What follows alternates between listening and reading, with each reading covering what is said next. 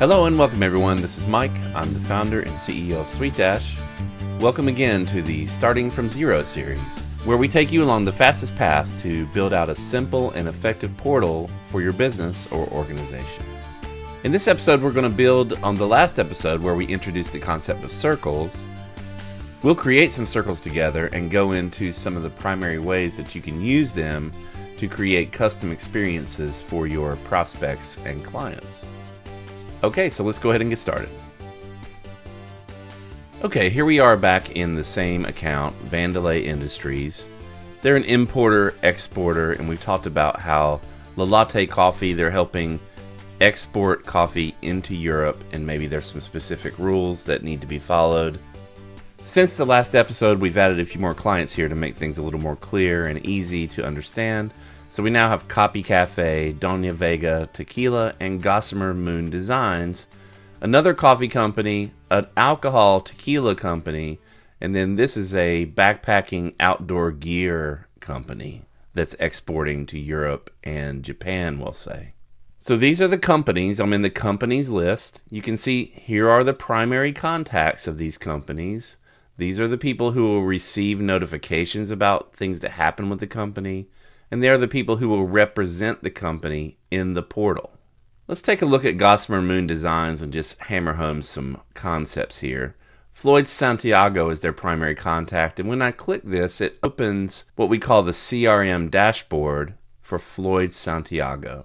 If you'll notice here, this says that the hide individual mode is enabled, and therefore we're not able to configure assignments or automations for this individual person. What this means is that Floyd is in our CRM only to represent this company. We are doing business with the company. When we invoice this company, we're going to invoice the company, not Floyd, okay? And only if we were going to actually do business directly with Floyd Santiago as an individual would we allow him to operate as an individual in the platform, and then we would send an invoice directly to him for the work we're doing for him. But in this case, he's really just here to represent the company, which is Gossamer Moon Designs, okay? So from here, let's take a look at the contacts list. And all of these contacts fit that same description. They're all just here as individuals representing their companies, which are listed here. They do have the role of prospect. That's what we recommend when you bring individuals in this capacity, just in case in the future you decide that you are going to do business directly with them as individual people. Then they have a prospect role, and you can start with that and then maybe move them to client role. But in this scenario, this role for these individuals who are representing a company is really irrelevant. The role that really matters is the role that the company has here in the company list. Okay, so that's a concept that you'll get more and more familiar with. You can see here Floyd was invited to represent his company, but he hasn't accepted the invitation yet. Sometimes these emails get lost. You can resend the email very easily by clicking resend invite, or you can actually copy it and text it to them or get it to them some other way. So there's lots of ways to make sure that people are able to get into the platform in case they miss that initial invite. In this case, let's copy the invite link, and then we're going to open in an incognito window, which we talked about before. See, incognito, I only have one open, so I know I'm clean here. We have the login, the custom login here. We know there's no existing session in this incognito browser, so it's clean. And now we can paste in that link. Okay, so here is what Floyd will see on his way in. As you can see, we've customized this part. This is done in platform branding. You can customize this account confirmation screen. Just going to set a password really quickly. And now we'll move into the next phase, which, not now, is, of course, the fallback dashboard, which we saw before. So now Gossamer Moon Designs is here. They're logged in. They're being represented by Floyd because Floyd has an email address and Floyd can type on a keyboard and Floyd can log in and click and do things like that. A company can't do that, so you need a representative. And now you'll see this says Welcome Floyd. Remember it was said Welcome Lola before. So you can see this dynamic dashboard in action here. For a little more reinforcement, let's go back to the admin side and we'll open up Gossamer Moon Designs, and then we'll click Impersonate. And so here we are, we see welcome Floyd, but now we have multiple clients and you can see how the impersonation switcher will work. So now we can say welcome Sonia, who is the primary for this tequila company, and welcome David, and welcome, of course, our old friend Lola. So now you can see what a dashboard is and how it can dynamically change based on who is logged in, who is viewing that dashboard. Okay, let's quit the impersonation. So now let's look again at our companies list and let's think about the types of companies we have here. So we have 2 coffee companies, we have an alcoholic beverage company, and we have an outdoor gear company. Let's say that Vandelay Industries is working with all of them to help them export their gear or their beverages into Europe, and also in another market into Japan, where maybe they have specific rules about what can be brought in, the quality, the testing methods, etc. for these products to actually enter the market in Japan, and then the same with Europe. And that's what Vandelay Industries is helping these companies with. So as you might imagine, there might be very different rules around importing alcohol or importing coffee or importing safety gear for outdoor adventure, etc., etc. And so we have different types of clients here. So this is where we're going to start with circles. So we want to create circles that correctly classify these companies, and we can use the circles to help control the unique experiences that are needed for each one of these types of companies. So you might already be thinking about what these circles might be, but let's talk about it. So we probably need a circle that relates to coffee. We probably need a circle that relates to alcohol, because those rules might be different. And then we probably need a circle that relates to outdoor gear. And then because the rules are different in Japan and Europe, we may need specific circles for that. But let's address that as we get a little further. Let's go over to circles and just create, let's say, a coffee circle. We're going to be very simple here. We're going to start and we're going to call this Coffee General, let's say. All right, so we know that we have already these 2 companies that fit this description. Let's not make a nice coffee brown color here. There we go. We're going to explain this custom field categories later. You don't need it now. We don't want to add all of our new clients to this circle because some of them might not be coffee related. Same with prospects. There are scenarios when you would want to use this. This is not one of them. But here, this is one that you might want to use fairly often, and that is, let's create and sync an associated marketing audience. So what this means is we'll create a marketing audience that stays in sync with this circle.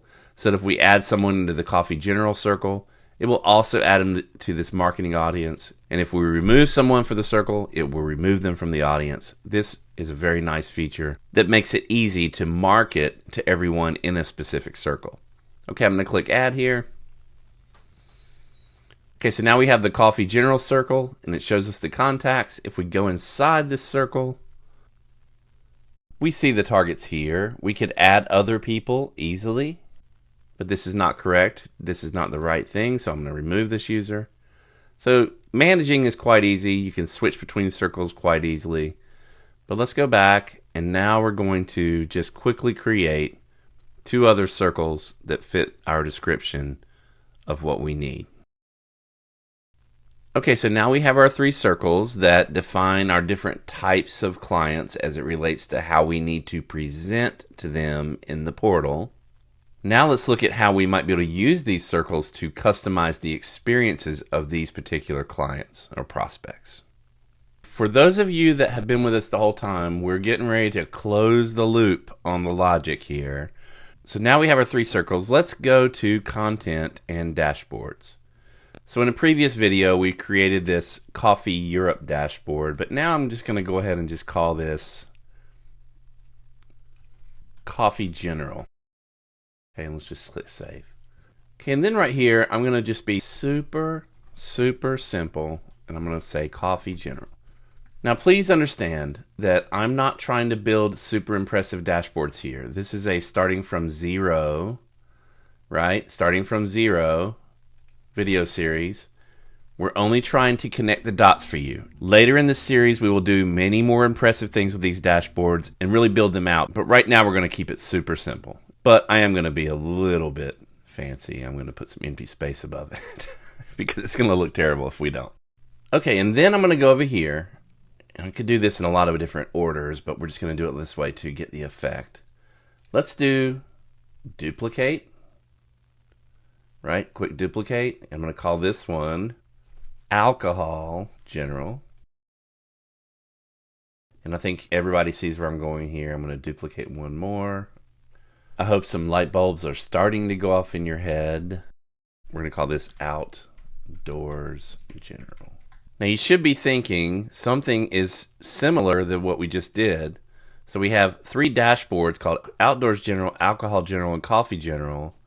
And now we have 3 circles called the exact same. Now it doesn't matter that they are letter for letter the same, but in our logic, in our brains, we make the association just like we need to. And now in outdoors general, I'm going to go and make the assignment. Could have done this before, but here in medium priority, I'm going to say, all right, outdoor general circle is assigned to the outdoors general dashboard. Okay, I'm going to click save. And save, and I'm going to go through this really quickly, the rest of this process. So here what I'm doing is going to each dashboard and uniquely assigning that dashboard to the associated circle, and then modifying the content of each unique dashboard to reflect the dashboard so we know that we've landed on the right dashboard when we see the correct content. Okay, so now we have it set. So we still have the fallback dashboard and the super admin fallback dashboard, but we've created 3 new unique dashboards, and these will be intended to serve the needs of these particular types of clients.